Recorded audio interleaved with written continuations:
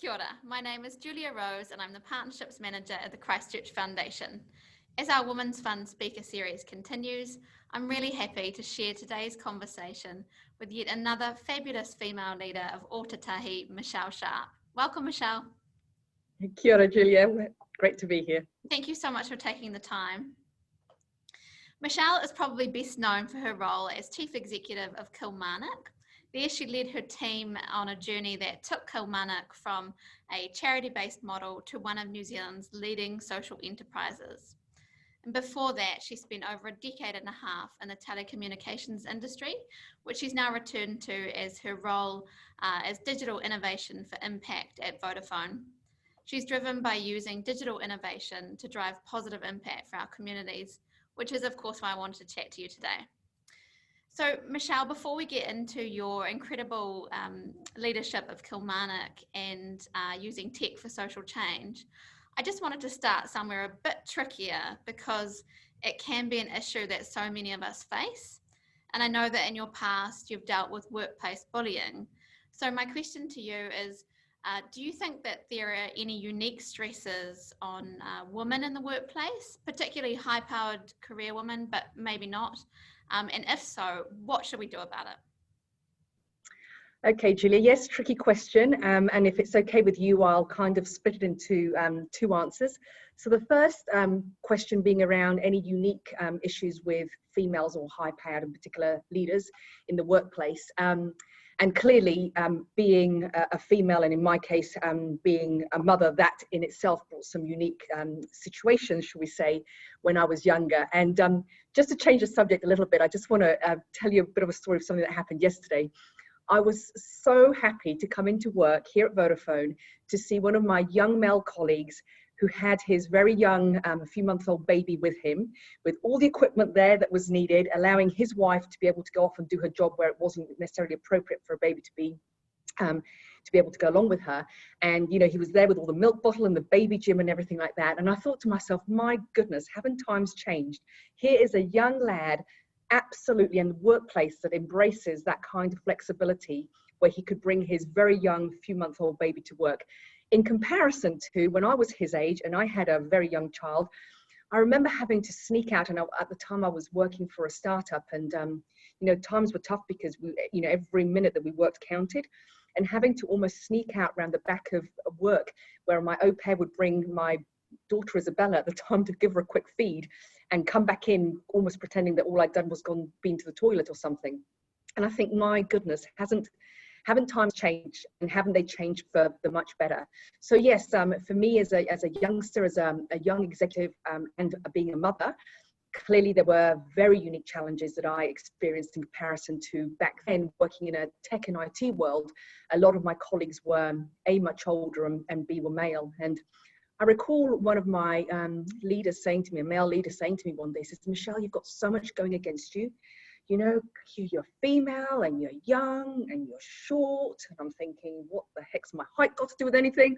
All the other things, to be honest. But really interesting, his perspective that somehow I was disadvantaged in my career through certain unique characteristics. And isn't that, I mean, we know today, that's just nonsense, isn't it? And it probably made my colleagues at the time see me in a different light to how they might not have done if I was, you know, if I was a man.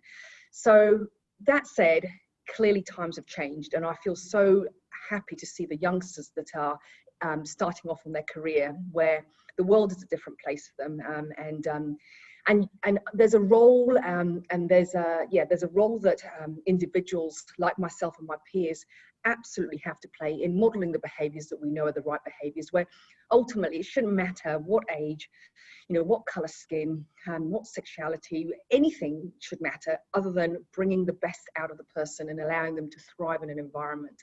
So yeah, very different times. And I would definitely say that back then, for me, the biggest challenge was trying to balance that, that career that I was so desperate to have whilst also being a mother. Really, really hard. Yeah, that's great. I love your story about that young male colleague, because that's really inspiring and awesome. I'm also about to go on maternity leave, so that's just music to my ears that we're in that kind of environment, and to hear Vodafone's like that's awesome. And also just to echo your some of your experiences, I have also been told, you know, you're young, female, and short, you don't have a hope. And it's like the short thing. But no, it's good that time's changing. And, you know, that was a decade ago. And I don't think that's such an issue anymore. So, yeah, great to hear. And I'd love to delve more into your leadership style at Kilmarnock, because I read that you brought them back essentially from the brink. Things were going getting tough there, and I read that part of the culture you built was around your incredible positivity and your kindness, and being able to see the best of people, and being able to lead the organisation in a way that aligned to values of inclusion, diversity, and respect. Can you tell us more about how you did that? Yeah, basically, it's interesting. I've just come from a conversation really, really similar to this, where I was explaining how back in the day, 2 decades ago, when I was an emerging leader, I was trying to behave in a manner, as you just described, where everything was done through kindness and through care and through bringing out the best in people, with a really strong strategy and communication, so everybody understands why they're turning up to work and what their role is in terms of achieving the greater purpose of whatever that may be, whether it's commercial or social or whatever.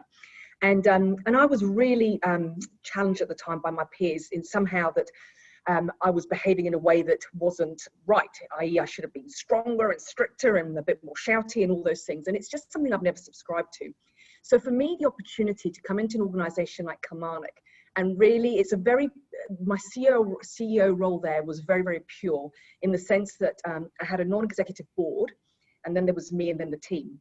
So it was almost for me an ability to put into place all of those leadership traits that I kind of instinctively knew way back when was the right way to be and behave, but I hadn't been almost given the opportunity to do that as a result of some differing views from my back then male, much older colleagues. So coming into Kilmarnock, I mean, it's really, really, really hard not to get underneath the purpose of an organisation who's really creating a pathway for people with learning disabilities, absolutely creating an environment for them to blossom and thrive, especially when they've been told for a lot of their lives that they won't succeed in employment, and actually showing them that not only will they succeed, they can excel.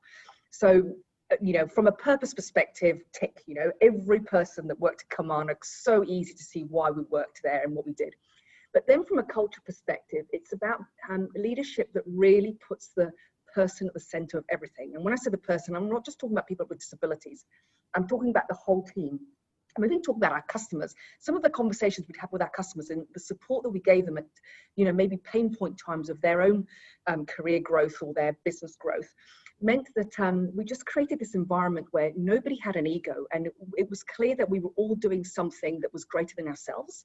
And that's a really, really important trait for me in terms of leadership, that my colleagues, my peers can see that when I turn up to work, I'm turning up not to better my life or better myself, but actually to work as a team towards a greater good, whatever that is. As I say, it could be a purely commercial one, it could be whatever that is.